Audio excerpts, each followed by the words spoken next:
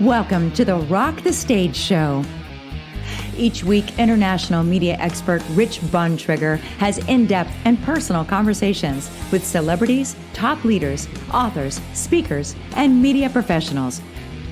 Now, from the Rock the Stage studios, here's your host, the Trigger, Rich Bontrager. Welcome back to Sunday night, 7 p.m. Eastern Time. That's right. It's Rock the Stage Show once again. Tonight, we're going to get into a great topic. And it's all the buzz. You can't run away from it. But we're going to get into it a little bit meatier, a little bit deeper, I think, here tonight. But what separates the forgettable voices from the unforgettable leaders? Well, it's branding and messaging a lot of the times. It's all the buzz right now. But do we really understand why it's so important? And more importantly, how to get the right message to the proper people, your prospective clients? How do you really do that? Tonight with my guests, we're going to break down why your message matters more than ever. I mean, really more than ever. And how the right strategy can turn you into a powerhouse in your own industry, which is the goal. You want to stand out as a go-to expert in your industry and outshine everybody. Bruce Turkel took Miami from a dull vacation spot to one of the hottest destinations in the world. He built Discovery Channel's brands throughout Latin America, and he's helped Bacardi, Amex, and many other great brands.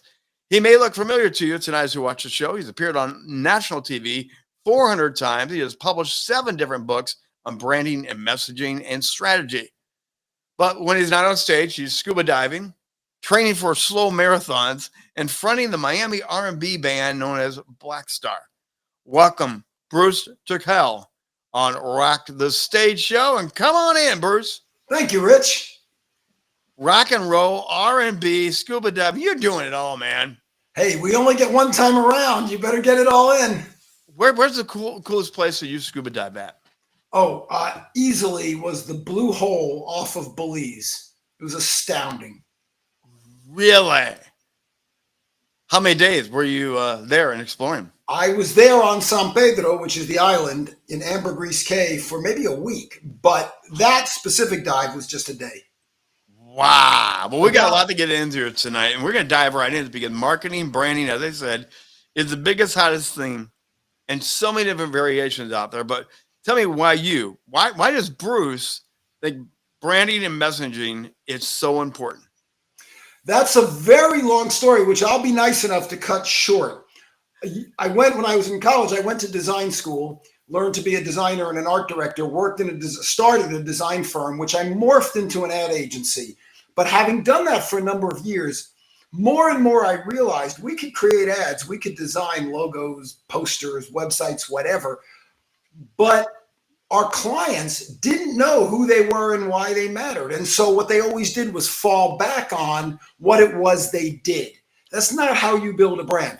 And the idea of building brand strategy and messaging strategy so that we could take whatever it was they did and elevate it and increase it and make it more compelling. I just found that so fascinating because we don't change what our clients did. We didn't change their products. We didn't change their services. We usually didn't change the delivery. We changed people's perceptions of those products and services. And the profits that come along with that are just astronomical. So that's really what turned me on. We could get stuff done in the commercial space, in the political space, in the social space, specifically by branding and messaging strategy and changing people's perceptions. Now, that's the key word right now, changing perceptions. And to us who run our own companies, we think we know it. And if you talk to your people on your own team, they don't know it. They don't even know what you're striving for because you don't know what you're striving for. So how do you change a perspective that you don't fully understand yourself or your team doesn't? Well, like so many things, the number one thing to do is recognize the problem. What you just said, most of our clients or most of the people I deal with, not only don't they say it, they don't know it, and they don't readily take to it. You took to it right away, but a lot of them, you'll say, I'll give you an example. I would sit with a hotel owner and I'd say, or a hotel chain, what do you want? And they'd say, we want more business. I'd say, you want more people in your hotel rooms? Well, yeah. And I'd say, oh, it's easy. You don't need us. Just cut your prices in half. And they'd say, what? And I'd say, cut your prices in half. And they'd say, but I say, if you cut your prices in half, more people will stay in your hotel. No, no, no, you don't understand. We want to make more money. I said, oh, so you want to charge more money per room? They'd say, yeah. I'd say, well, that's easy. Just double your prices. And they'd say, what? And I'd say, double your prices. If you double your prices every time you sell a room, you'll make more money. And they said, no, no, no, you don't understand. Truth is, I did understand. They didn't understand.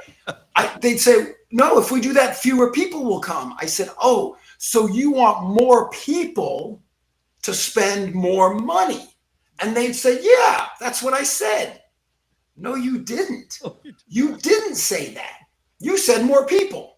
Then you said more money, but you want both. That's called ADR, average daily rate, and occupancy turns into RevPAR, revenue per available room, how a hotel makes money. You want to increase your RevPAR. That means we need more people to spend more money. That means we have to do other things to raise the value perception of your product, your service, and your experience. And they would say, right. Well, yeah, now that I pointed it out, most people don't get it. And it's not their fault. They were never taught to get it. If they're lawyers, they were taught to litigate. If they're architects, they were taught to design homes or buildings. If you're a physician, you were taught to provide diagnostic services and then healing services. And on and on and on and on and on. You were never taught to figure out what your customer, your client, your community, your country, your county, your church, whatever, what they think of what it is you do. Once you think of it that way, your whole perception of how you market yourself changes. Now, how much of this has changed from the days when you knew what Burger King was, you knew what McDonald's was, you knew what everything, you knew what a toy store was. But now the world's changed, become much more eclectic. So how much has this changed over the time that we don't even know what we're selling, why we're selling it? We're just selling crap because we're told to sell crap. Well, it's changed for the reasons you just said. It's also changed because the world has become smaller and smaller and smaller. So it used to be, back when my hair was black, back when you had hair, it used to be that if you were the best at what you did, or the top 10 or whatever, in your trading area, that was good enough.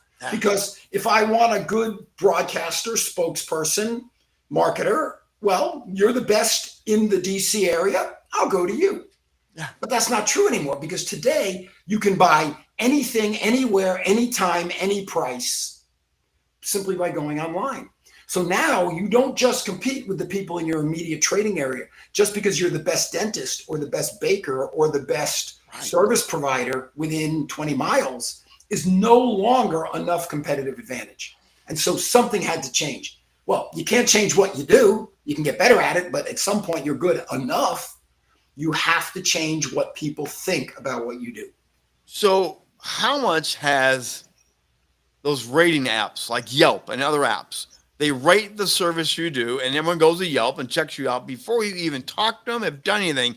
How much of those apps change that whole perception thing before you have a chance to present yourself?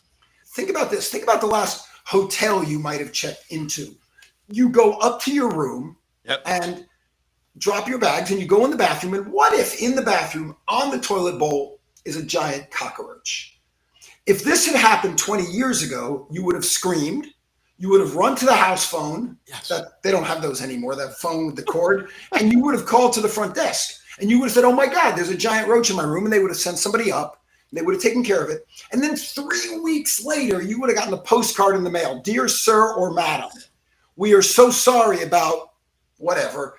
Please rest assured that we have taken care of that problem. And maybe they give you a discount on your next trip.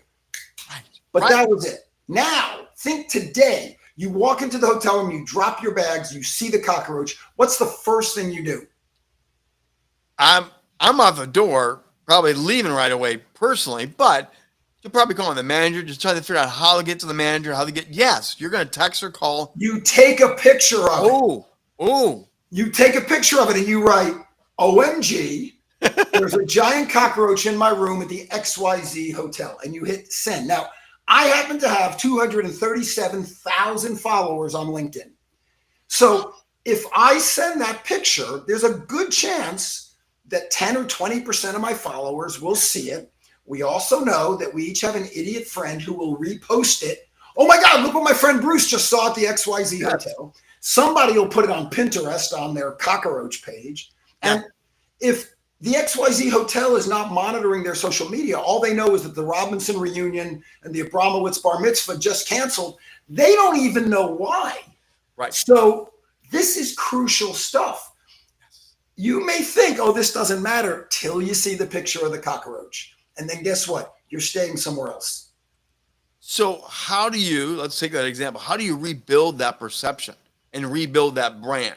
We're number one in the market. Come and stay with us.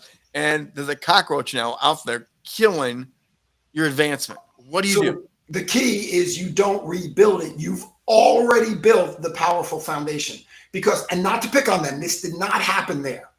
But if this were to happen at a Ritz-Carlton, you would say, yeah, but it's a Ritz-Carlton. That was an anomaly. Anyone can have a bug in their room. And of course, they would have given you a free dinner, a free whatever. And right. But because you've already built the brand foundation, it overcomes this problem. If you haven't built the brand foundation, then you're simply waiting for the other shoe to drop, Rich, because something's going to happen and you don't have the foundational strength to handle it.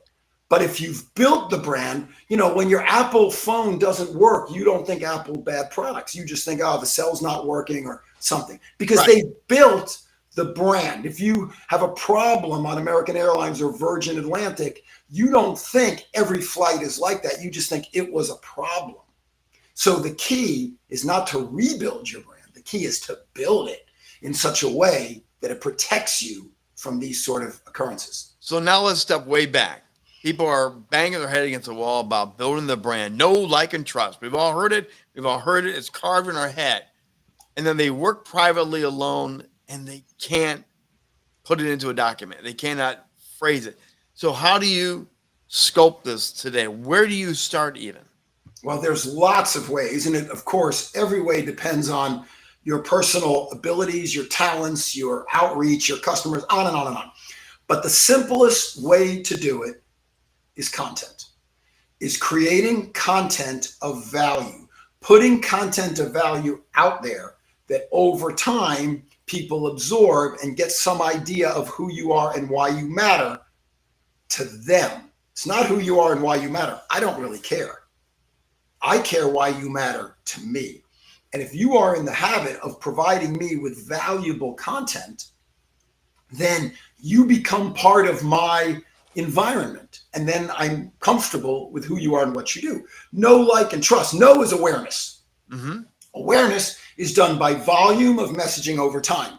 The only way to build that is with something that I care about, which is content of value. Like, clearly, is affection, predilection, proclivity, meaning I'm interested.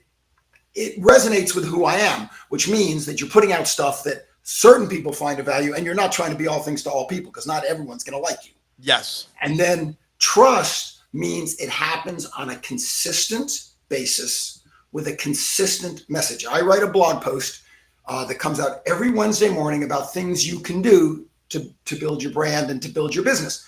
I have written it every single Wednesday morning since 2007. I have never, ever missed a date. And I don't always talk about the same things, but it's always my viewpoint and my take on it. So there is a consistency of message and voice over time. You might read one or two of them and say, yeah, this is good. Yeah. But if you read 100 of them over 2 years, you would know who I am, how I think, what I care about, without you having to do any work, because I like to believe I'm providing you with something of value. Now, here's one that people wrestle with, but I've heard you say it yourself. People don't buy what you do. They buy who you are. And I've heard people at conferences, everyone say, no, they'll buy my little wood stick painted red on one side and yellow on the other side. It doesn't matter who I am. Explain to us the power of you are the brand and you are the brand ambassador that helps do all this now. Sure. So yeah, people will buy your two-colored stick once. That's not a business. It is if you're at a carnival selling funnel cakes, and the carnival moves every week, and every week new people come and buy your funnel cakes. Fine. But that's not a sustainable business. A sustainable business is all about retention. Acquisition is sexy. Oh, I got this new client. Oh, I'm going to be on this new show. Oh, I'm going to be on this new thing. But retention is powerful and cost efficient. And so you have to do acquisition, and you have to always do acquisition, because we've all heard the saying, the minute you get a client is the minute you start losing it. I get that. But the more retention you can work into your system, the more incremental profits and security you can build. And then when we have weather issues, economy issues, COVID, you are going to lose business, but hopefully you have a strong enough foundation. So if you want to sell it once, knock yourself out. Do low price, do a different red, whatever. They all work. But if you want to sell it more than once, if you want to sell it over and over, if you want to be referred, then it's not the product, because I can buy that stick, red on one side, yellow on the other, from lots of stick purveyors. Yes. But I want to buy it from the guy who I know uses organic inks, or the guy that I know grows his own wood, or the woman that I know is doing this because she's giving the money to a charity I care about. Again, I'm not picking which works. Right. But in that case, I'm buying where their values resonate with mine. People don't buy what you do. They buy who you are. They want that relationship. The reason I'm in this box on your show is because someone we both trust recommended me. Yes. You didn't pre-interview me. So no. To be fair, you didn't know what I would do. No. You bought who I am because our mutual friend said, this guy can do the job. You can count on him. He'll show up on time. He'll know what to say. He's been to this rodeo before. And by the way, why did you trust that person who recommended me? Did you buy what he did? Well, if so, then I have to come on every week. No, you bought who he was, that when he said, call Bruce or call Bill or call Jody, you said, okay, I'll do that. Oh, yeah. And Robert Stack is a genius at it. He's been doing it for many, many years. And he gave you 5 gold stars plus more and said, you have to have him on, kid. Get him on your show. So that's how that works. And you're absolutely right. When you trust them that much, you will listen. And why did I give up an hour of my time to be on a show of a guy who, to be honest, I didn't know before? Because Robert said, hey, I spoke to my buddy Rich. You need to be on his show. I didn't say why. I said, okay. So on the scale of business and branding, which one is more important now? The personality of the trust, or is it the thing you sell? Which one really is driving the engine now? My very, very, very clear, decisive answer is both. And the reason for that is the thing you sell is cost of entry. Without it, and without it being good, if your stick isn't red and yellow consistently and well painted, you're not buying it. But just because it is consistent and well painted doesn't mean you're buying it either. So you have to do the business part. You have to have a good product. You have to work out your customer relation issues. You have to work out your financial issues. You have to have a location strategy. You got to do all that. But just because you do doesn't mean you're going to be successful. If you build the brand without the backup, you can't continue to build the brand because you're going to disappoint people. Mm-hmm. But if you build the product without the brand, you're not going to get the full benefit, and you're certainly not going to get the incremental profits, and you're going to be reselling every single time, which is really expensive, not very much fun, and not particularly effective. So here's the real question everyone wants to know. How do I make my brand soar then? If it's a both and, how do I fly? Easy. It's only 3 words. I wrote a whole book on these 3 words. All right. It's all about them. All about them. Your brand is not about you. You think it is. Oh, look at me. I went to these universities. I have these skills. I speak these languages. Blah, blah, blah, blah, blah, blah, blah, blah. It's not about you. It's about your customer, your client, your consumer, and how doing business with you makes their life better. It's not about what you do. I'll give you an example. Yeah. My friend Bob was on an airplane. This is years and years ago. Bob always flew first class because he said he would meet interesting people and potential clients in first class. Never happened to me, but Bob had that skill. And he said he's sitting with a guy and they start chatting, and what do you do? And the guy says, his guy's name was Tom Monahan. No one knew who he was back then. but Tom Monahan's the CEO of Domino's. So Bob says to Tom, "Oh my God, Domino's Pizza. I love Domino's Pizza. It's my favorite pizza." And Monahan looks at him and says, "No, it's not." Bob goes, yeah, I love Domino's Pizza. And he said, "Well, you might like our pizza, but it's not your favorite. You have a little pizza parlor in your neighborhood that uses homemade crust, or they have a coal-fired oven, or they use some special mozzarella." And Bob says, "Oh yeah, there's the Papas. Yeah.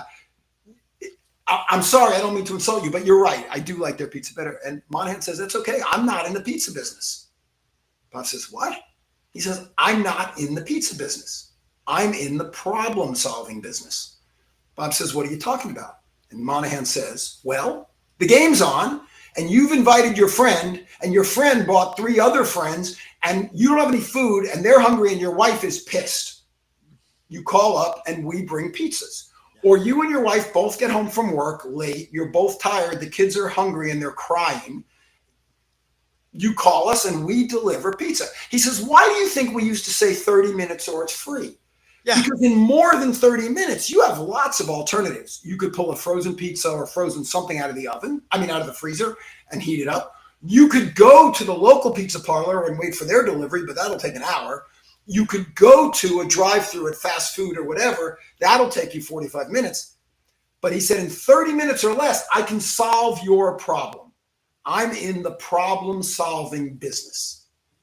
And if you think about it, that's what does it do for me? It makes my kids stop crying. It makes my wife not be mad at me. It makes whatever it is, it solves my problem. Pizza is only how they solve the problem. Pizza is what they exchange for money, but what they sell is problem solving. And I can list 5 other companies. Oh yeah. Different products, different what they sell, but it's different. So what I suggest that folks do when they build their all about them strategy is that they separate what they exchange for money and what they sell. What does Domino's exchange for money? Bread with tomato sauce and cheese and some stuff on top. That's what you give. You give them a few dollars. They give you that in a box. That's what they exchange for money. But what do they sell? They sell problem solving. What's the percentage of people that are shooting darts and not even close to their market? They no longer understand.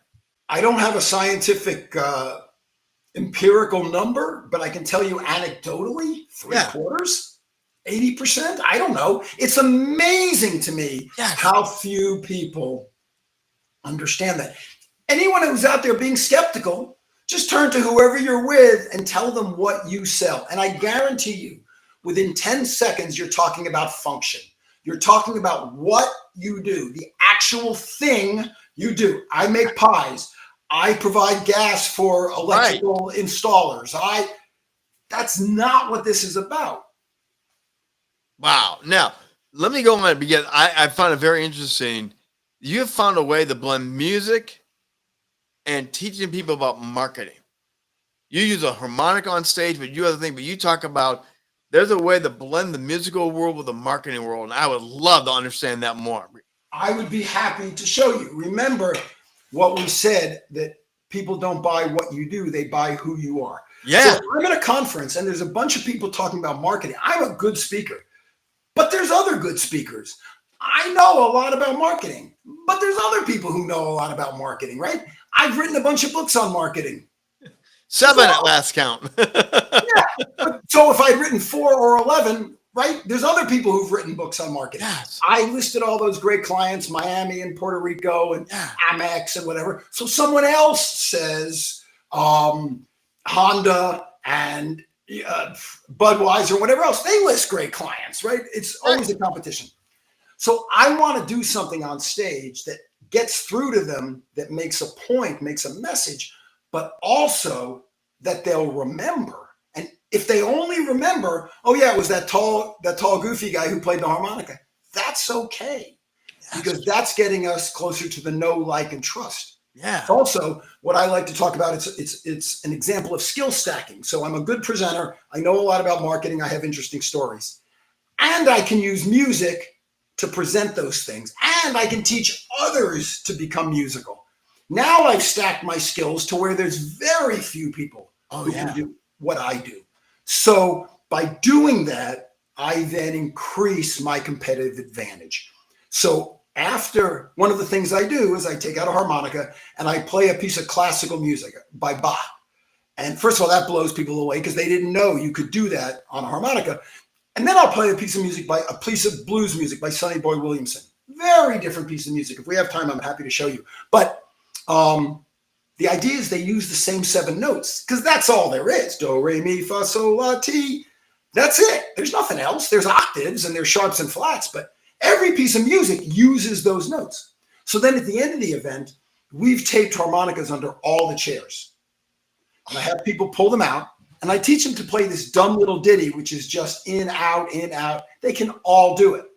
But then we hit the button, the AV guy hits the button on the sound system, and a Beatles song comes out, and they can all play along. Now, picture that happens, and we do the whole song, and they can play the song on an instrument they've never picked up before. Now they go home, and their husband or wife or spouse or parents or whomever says, "Hey, Rich, how was the conference?" And do they say, "Oh, there was an insurance guy there who showed us how to re-amortize our insurance"? Do they say, "Oh my God, there was an investment guy and he explained why we should"? They go, "Look what I can do." And then they play a Beatles song. What could be better than that? Oh, that's how I do it. Well, okay, now you're touching on sensory experiential. Because you're talking, you're touching, you're having to participate, whether there's music or from memory. You are blending so many ingredients together to say, there's one Bruce, and we're always going to remember Bruce. Well, I have seven rules. I wrote a book. It's back there somewhere. Yeah, it's that one there called Building Brand Value. And it's the 7 steps. And the 6th step is all 5 senses. So harmonica, you feel it, right? Yeah. Clearly you hear it. You see it. Yes. You taste it, yeah, and you can smell it.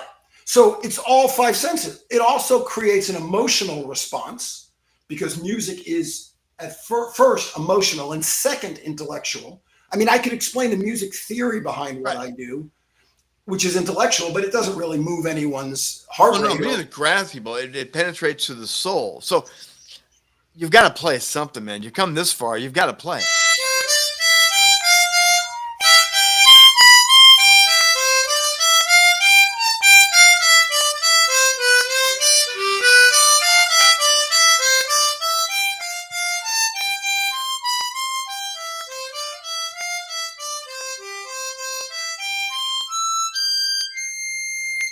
There we go. That's a first for Rock the Stage harmonica. See that? And then if I contrast that with... Oh.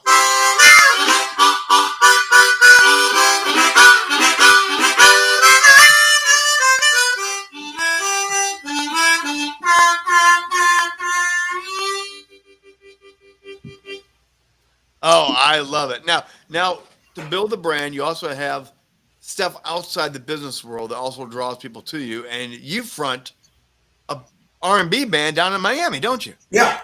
So how do you merge the musical side, which you just did there, but how important is that to have something beyond the business to round you out to people today? Well, it's important for a lot of reasons. Of course, it's important for my own personal enjoyment and development. But it's important because it gives people a way to understand who you are and why you matter. There was a study done in Forbes where they asked Fortune 500 CEOs. These are people with private aviation at their beck and call. So people who pretty much made it from whatever level you talk about. These folks have made it. The question was, if you weren't the CEO of a Fortune 500 company, what would you do? And the majority, the biggest number of people, the answer was rock star. I'd be a rock star. Yeah. So if I can get them all to have that feeling, then I've helped them fulfill something that matters to them. Everyone's got something. You have a funny accent. You tell jokes. I don't really care what it is. It's how do you take that authenticity of who you are and what you do, and how do you give it to your customers? How do you give it to your potential clients so that they feel like they have a relationship. And then it goes back to what you said earlier, Rich, know, like, and trust. Yeah. I know you play the harmonica. Man, I like that. I like listening to you play. And you got to trust, have a warmer feeling. All these things make me more human, and they build more of this, where we now operate on another level. And when I'm off the show, Robert's going to say, hey, how did my friend Bruce do? You're going to say, oh, the guy was great. Oh, my God, you should hear him play the harmonica, right? That's what you're going to remember. Yes. Now, you're never going to pay me to play the harmonica. I get that, but that's okay. But that's what sets you apart. And you have to figure out what will set you apart, your brand apart, the story that all blends together. Now, it is so important to make sure people know, like, trust, but also feel like they're in with you. Even though maybe a video of this, they have to feel like they're in with you now, right? Right. And they can tell other people. Yes. Oh, I saw him do that. I mean, how many of us have said, oh, I saw when Carl Yastrzemski hit it over the fence, or, oh, I was there when the Who played wherever, or, oh, right? We want to be part of what's going on. Yes. Now, you've written 7 different books, but you have a new one. Is that all there is? And I think that's the question in this business marketing world. I think people are now asking, I've done it, Bruce. I bought the books. I tried this. I built that. I got the logo. Is this all there is? What's the book about? So I sold the agency. First, we had offices throughout Latin America. I sold those. We sold those. I had a partner. And then we sold the business. And then I was trying to figure out, what am I going to do next? And what's that old saying that if the only tool you have is a hammer, every solution is a nail, right? So I was a marketing guy, so I do market research. I go out and I ask people who had successful transitions, what did you do next? How did you do it? I started with a couple people I knew. Other people recommended other people, third parties, whatever. By the end of my little experiment, I had interviewed 47 people, almost 50 people. And I took those stories. And first I looked to see what were the similarities. What did these people do that was all the same? Yep. And then what did they do that was very, very different? Because my thought was, there are some best practices here that we can learn from. I took 14 of those stories that really moved me, and I wrote them up. I interviewed those people again, much longer, and I wrote up those stories. And the idea is, you can read through those stories, and I told mine too, so there's really 15, but you can read through those stories and you go, oh, that's what I would do. That's a great idea. I'm going to write that down. Or you can read one and go, oh my God, I would never do that. Some of the things they agree, some things they disagree. It really wasn't saying there's a right way or a wrong way to do this, but the idea was, how do I make my third act, my next opportunity, as powerful as possible? And so I distilled all of that down. And one of the things I learned goes back to where you and I started talking, which is, in order to live your own life, what's the number one thing you have to do? You have to know what you want. And just like we said earlier, most businesses don't know what they want. They don't. Rich, most people don't know what they want. Bruce, this has been great. I'm going to bring up your website here because people are going to want to learn about you. So hit the QR code, but what are they going to find when they go and check you out? Well, they'll see a bunch of speeches, me talking to different audiences about different things, a bunch of subjects. My blog, which I've been writing for, almost 20 years, is weekly advice on how to do these things. And by the way, if anyone wants the blog, just send me an email. My email address is the same as my website. It's bruce@bruceturkel.com, and I'll put you on the blog list. There's also a new thing we put on called Bruce E, which is an AI engine, totally trained on all the books I've written and the blogs and all my videos. So if you have branding questions, you go in and you ask Bruce E how to do it. It'll ask you a few questions. And I got to tell you, the answers it provides, I mean, it's going to put me out of business because it's free, by the way. So if you go into bruceturkel.com/AI, you can access this engine. And there's lots of other cool stuff in there. So Bruce, final questions. We went down to, I held this to the end because we talked about the brand, we talked about the messaging, but you're a world-class public speaker. How important is the National Speakers Association or learning the craft of being a public speaker to this branding, marketing, messaging that we now fall into? How important is learning how to speak like a pro? For me, it's been everything. I have lots of creative people in my agency who did beautiful, wonderful work, but they couldn't present it. If I would have said, hey, that's a great campaign. Listen, I can't make the client meeting. Could you go meet with Rich? And they'd say, what, huh, what? I was one of the founders of the Miami Ad School, and I taught concept for years and years. And then at some point I told the folks who ran it, I said, you know what? Other people can teach concept. We got to teach these students how to present. And I started doing class on presentations. I've just submitted a class syllabus to our local state university. I want to teach a class called Executive Presence on how to present, how to use soft skills, EQ, how to develop charisma, because we learn the technical stuff. Whatever you do, lawyer, Indian chief, doctor, gardener, chef, accountant, whatever, you're really good at it. That's what you studied. Yes. But if you can't communicate that to people, I think it's critical. And I credit NSA, the National Speakers Association, as being the most important thing that I did in my speaking career to elevate my abilities and my network and my knowledge of the industry. Bruce, you landed the plane perfect. Great to have you on the show tonight. I really, really appreciate the time and all this branding, all this marketing. But again, if you can't say it, if you can't do it well, nothing else matters, really, right? I agree. Bruce, thanks for being on Rock the Stage tonight. Woo, that was a great one. A lot of stuff. But again, to land the plane on the fact of the branding, the marketing, the messaging, and as you heard many times on Rock the Stage, you are the brand. So you have to be the messenger of the brand. And to be the messenger of the brand, you have to learn how to shine on camera, shine on stage, elevate your brand, and you have to do it like a pro, like Bruce is. Make sure you replay and replay like Bruce said. There's so much here. You want to check it out. Hey, that's going to do it for tonight's show. Rock the Stage will be back next week for another edition of Rock the Stage Show. Sunday night, 7 p.m. Eastern Time. We always launch off a new episode. And, of course, share, like, follow, and send us comments and questions. Who would you like to see on an edition of Rock the Stage Show? Until then, I'm the Trigger, Rich Bontrager. Have a great week, and we'll see you back here again for Rock the Stage.